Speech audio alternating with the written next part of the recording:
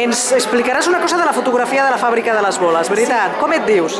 Núria Zafón. Núria, endavant. Mira, aquests 4 senyors que hi ha aquí eren els meus tiets.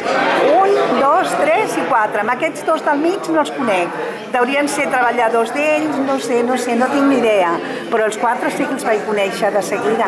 I no la tenia jo, aquesta fotografia, Doncs aquesta fotografia te la passem, Està al blog però te la imprimim, Moltíssimes la Iolanda i jo te la gràcies. imprimim. Moltíssimes gràcies perquè em farà molta il·lusió. I la informació és correcta?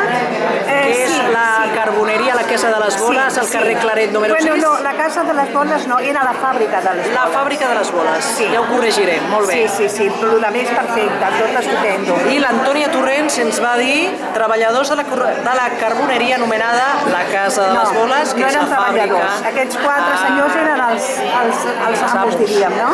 I els altres serien treballadors perquè no els conec. La carboneria va obrir als anys 40 i va tancar al 76. Actualment és un garatge molt gran. Sí.